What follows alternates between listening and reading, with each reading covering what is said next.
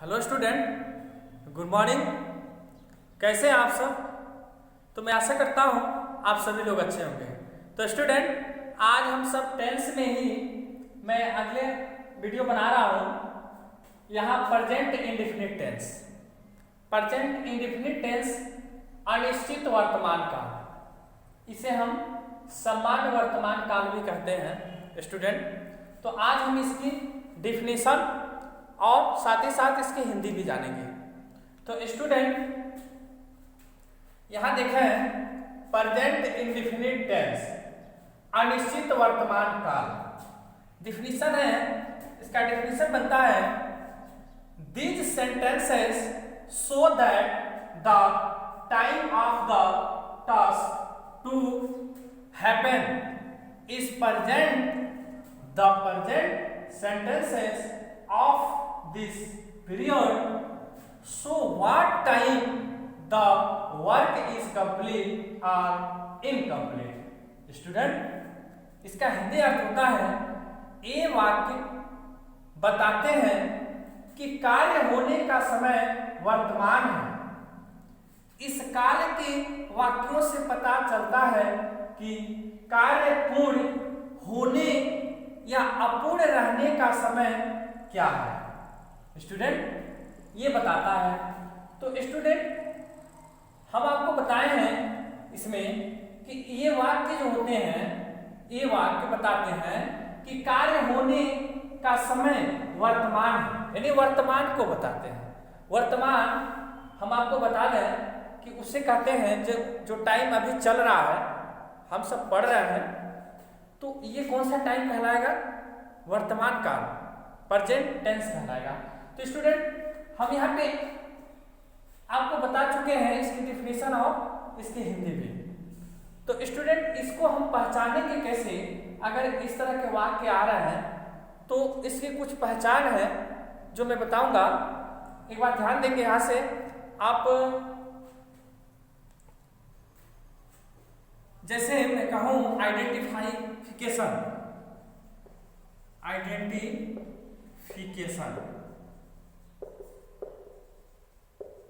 तो इसका जो पहचान होता है, पहचान ऐसे प्रेजेंट इंडेफिनिट टेंस में जो वाक्य होते हैं, इसके वाक्यों के अंत में ऐसे लिख सकते हैं, वाक्यों के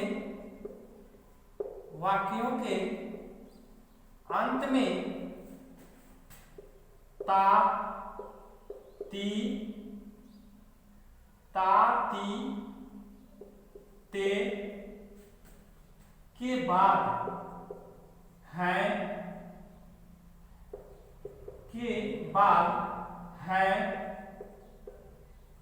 हूं, हो, है, शब्द आते हैं। स्टूडेंट, यहां आप देखें, मैं इसका पहचान बताया हूं कि ऐसे जो वाक्य होते हैं ना, उसके अंत में ताते ती आता है, और इस ताते ती के बाद है, हूं, हो, है शब्द आते हैं। जैसे मैं कहूं कि वह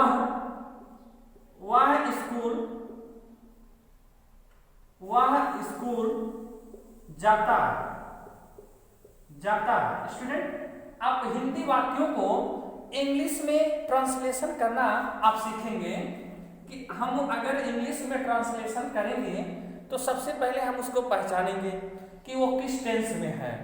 स्टूडेंट, आप उस चीज़ को पहचान लेंगे तो वो चीज़ें आपके लिए आसान हो जाएगी। तो अभी मैं पहचान की बात कर रहा हूँ। तो देखें, वह स्कूल जाता है, तो यहाँ देखें स्टूडेंट, ता आया है, और ता के बाद क्या आया है आया है। तो स्टूडेंट, यानी ता जो होता है, ये जो ता होता है, ये इंडेफिनिट को बताता है। इंडेफिनिट, इससे पता चलता है कि क्या है, इंडेफिनिट है। ता ती ते से पता चलता है इंडेफिनिट है। और जो है, हूं, हो शब्द होता है, यह इसमें बताता है कि वह प्रेजेंट है। प्रेजेंट यानी वर्तमान को बताता है। जो है, हूं, हो होता है, वह प्रेजेंट वर्तमान को बताता है,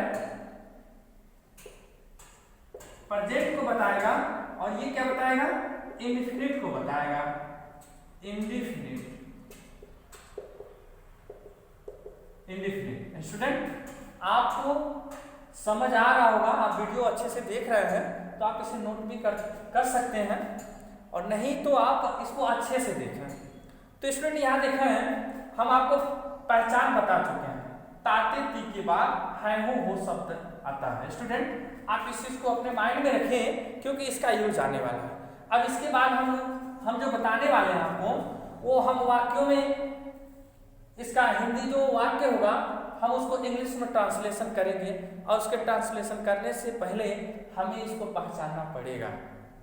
स्टूडेंट तो यहाँ पे आप स्क्रीनशॉट ले सकते हैं।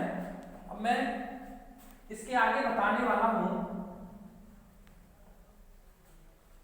हिंदी वाक्यों को, प्रेजेंट इंडेफिनिट टेंस के जो हिंदी वाक्य होते हैं उसको हम किस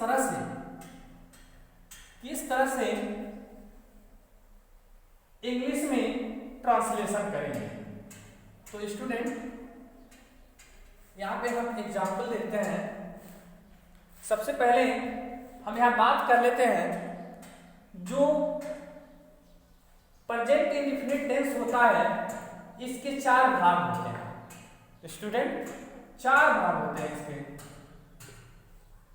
यहाँ पे देख लें तो सबसे पहला जो होता है पॉजिटिव होता है। पॉजिटिव यानी इसे हम अफर्मेटिव भी कहते हैं, स्वीकारात्मक, हम बता चुके हैं आपको पहले भी। और दूसरा जो होता है इसका, ये होता है नेगेटिव यानी नकारात्मक होता है। और जो तीसरा होता है वो होता है इंट्रोगेटिव।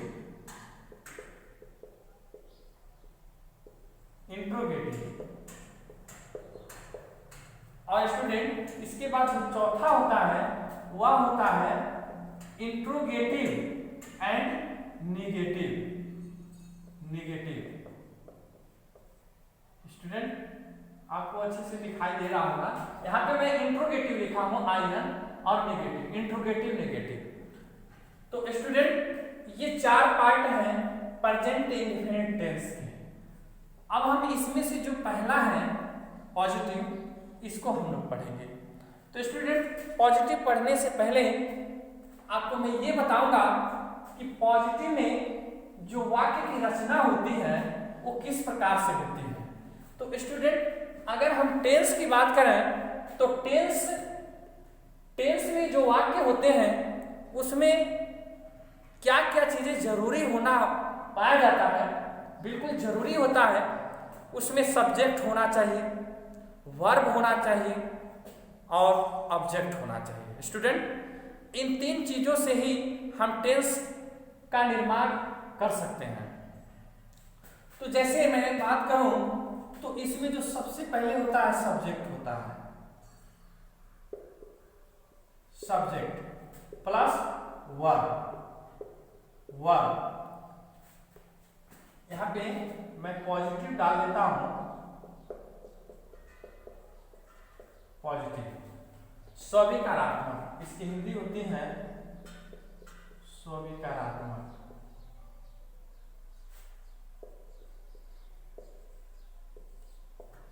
ये होती है स्टूडेंट सब्जेक्ट होता है। यहाँ ध्यान दें, यहाँ पे सबसे पहले सब्जेक्ट होगा यानी कर्ता होगा, उसके बाद वर्ब, और वर्ब जो होगा वो फर्स्ट फॉर्म होगा। स्टूडेंट जो वर्ब होता है इसके 3 रूप होते हैं, फर्स्ट, सेकेंड और थर्ड। स्टूडेंट तो इसमें जो फर्स्ट फॉर्म की हम बात कर रहे हैं उसको हम लगाएंगे पॉजिटिव में।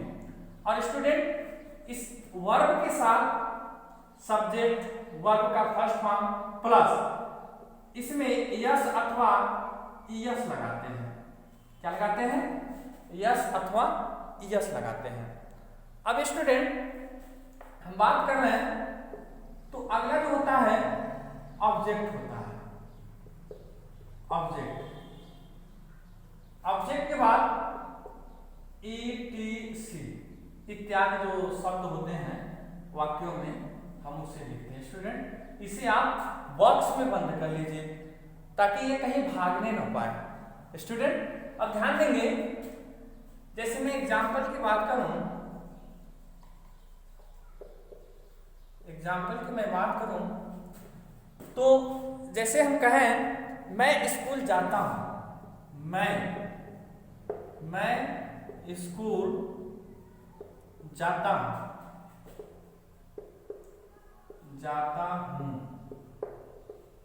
स्टूडेंट ध्यान दें, मैं स्कूल जाता हूं।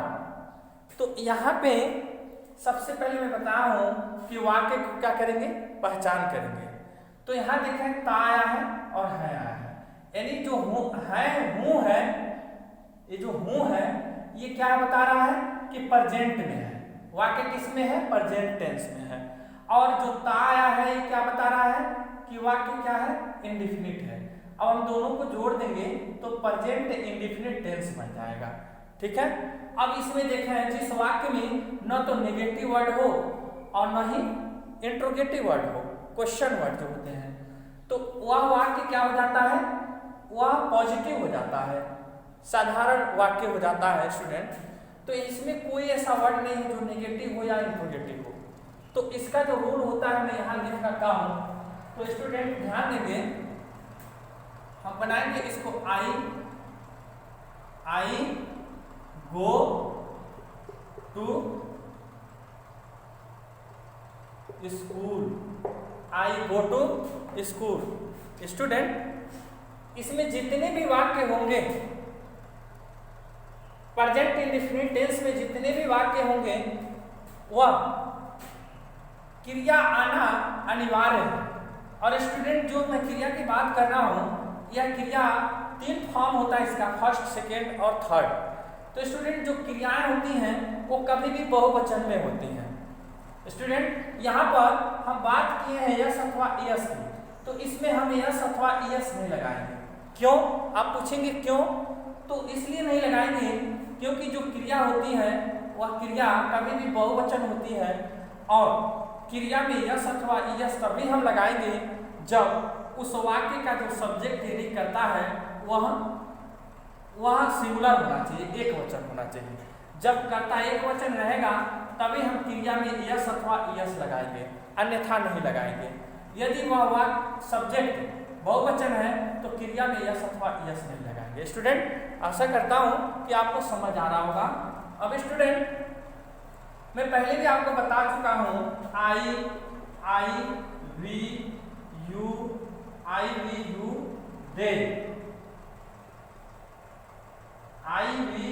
दे, ही सी इट, इसके बारे में मैं बता चुका हूं। स्टूडेंट यह जो होता है ये सिंगुलर होता है, सिंगुलर, और ये क्या होता है, तो यह जो होता है आई वी यू दे, ये होता है प्लूरल होता है, प्लूरल। तो स्टूडेंट यहाँ आई क्या है, प्लूरल है, इसलिए हम प्लूरल लगाएंगे क्रिया, इसमें यस अथवा यस नहीं लगाएंगे। तो स्टूडेंट अब हम बात कर रहे हैं, स्टूडेंट ये जो प्रोनाउंस आपको दिख रहे हैं आप अपने माइंड में बिल्कुल सेट कर लीजिए। हम इस एग्जाम्पल से चलेंगे तो काफी आसान होगा। वाक्य में यही प्रोनाउन आने वाले हैं और एक चीज और आ जाएगा, नेम आ सकता है, वह स्त्री का हो, पुरुष का हो, किसी प्राणी का हो, स्थान का नाम हो, कुछ भी आ सकता है। तो स्टूडेंट जो नाम भी होते हैं वो क्या होता है, सिंगुलर होते हैं, किसी व्यक्ति का नाम, प्रॉपर नाम जो होते हैं। तो स्टूडेंट अब इसके बाद जैसे हम कहें आई का जो वाक्य हमने बना दिया, और हम वी की बात कर रहे हैं, जैसे हम स्कूल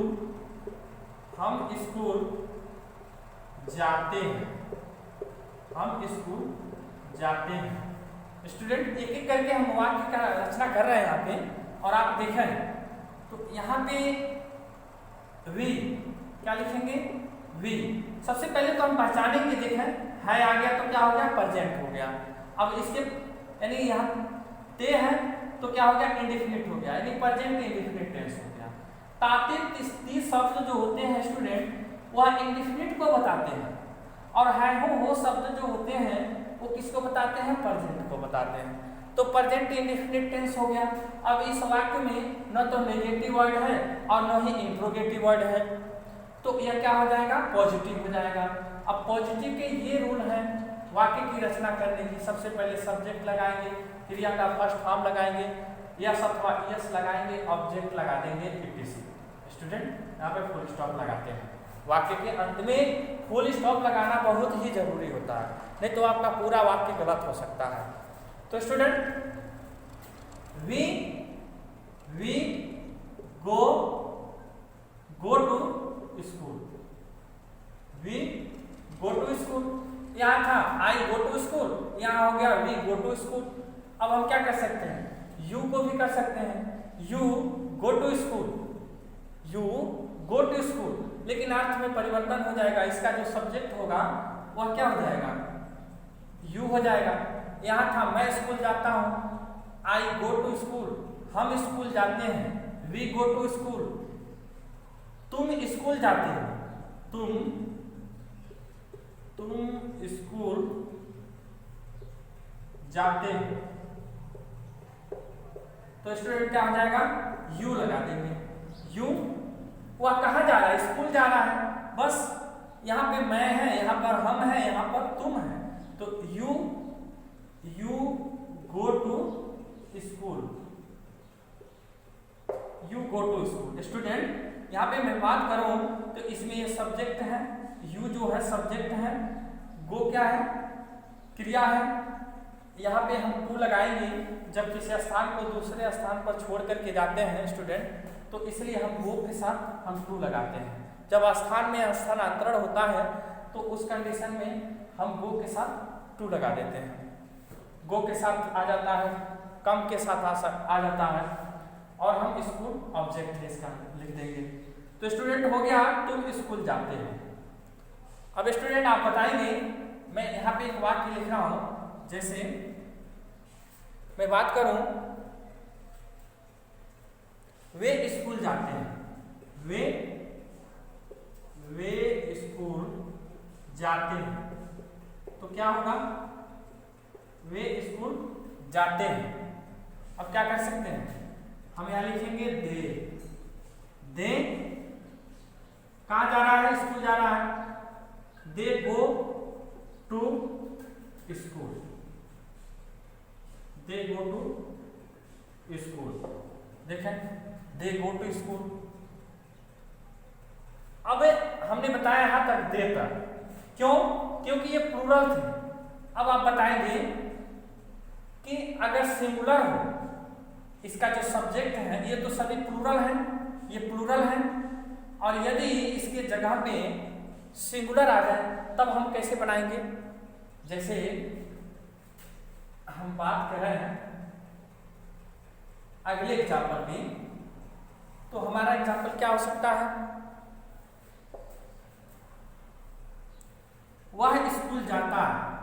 हम उसी उदाहरण को वह स्कूल जाता है। स्टूडेंट इसको बताएं तो क्या हो जाएगा? वह स्कूल जाता है, ये प्रेजेंट है और ये इंडिफिनिट। प्रेजेंट इंडिफिनिट टेंस का पॉजिटिव है, पॉजिटिव वाक्य है, तो यहाँ पर हम ही लिखेंगे, ही। अब क्या लिख देंगे? गो लिख देंगे। अब यहाँ हम गो लिखे हैं ना, तो यहाँ पर हम यस लगाएंगे। क्यों? क्योंकि गो क्रिया जो है ये प्लूरल है और इसका सब्जेक्ट क्या है? सिंगुलर है। तो इस सब्जेक्ट के सिंगुलर के साथ हमें सिंगुलर क्रिया ही प्रयोग करना पड़ेगा, इसलिए हम इस क्रिया को सिंगुलर बनाएंगे, एक वचन बनाएंगे, तो गोज हो जाएगा, goes to school, goes to school. अब हम बात करें जैसे वह स्कूल जाती है, वह स्कूल जाती है, वह स्कूल जाती है। तो स्टूडेंट यहाँ पे क्या होगा बताएं? ही नहीं होगा, यहाँ पर सी होगा। सी क्यों होगा? ही मनी भी होता है वह, सी मनी भी होता है, लेकिन ये स्त्री के लिए सी और ये पुरुष के लिए।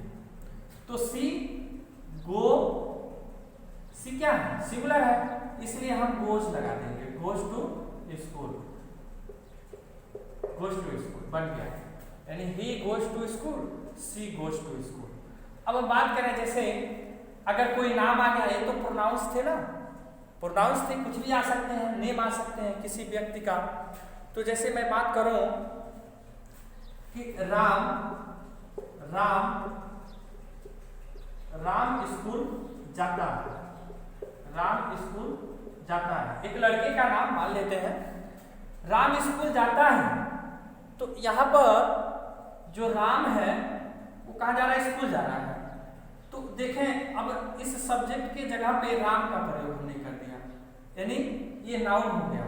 तो हम लिखेंगे राम गो, सही है, गलत, क्यों, क्योंकि यहां पर राम जो है सिंगुलर सब्जेक्ट है, और सिंगुलर सब्जेक्ट के साथ हम क्या लगाएंगे, सिंगुलर वर्ब लगाएंगे। तो गोज हो जाएगा Ram goes to school.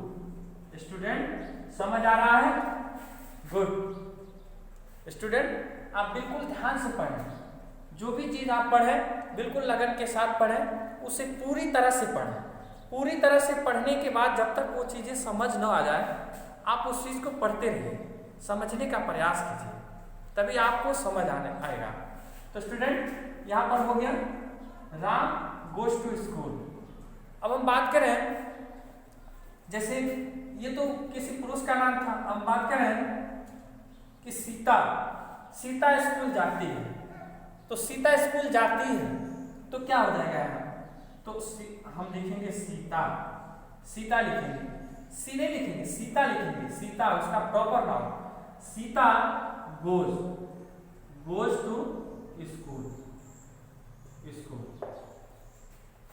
Okay student, good. तो स्टूडेंट जो भी चीजें मैं बताया हूं आप इसे अच्छे से पढ़ें और इसे नोट करते जाएं। स्टूडेंट मेरे इस वीडियो को अपने फ्रेंड तक पहुंचाएं, और मेरे चैनल का नाम जिल एजुकेशन है, उसे लाइक करें, सब्सक्राइब करें और शेयर भी करें। स्टूडेंट आई होप कि आपको पूरी तरह से अब समझ आ गया होगा। कोई भी आपको समस्या हो तो प्लीज़ आप नीचे कमेंट करके बताएं, हम उसे हल करने का प्रयास करेंगे। So student thanks for watching my video.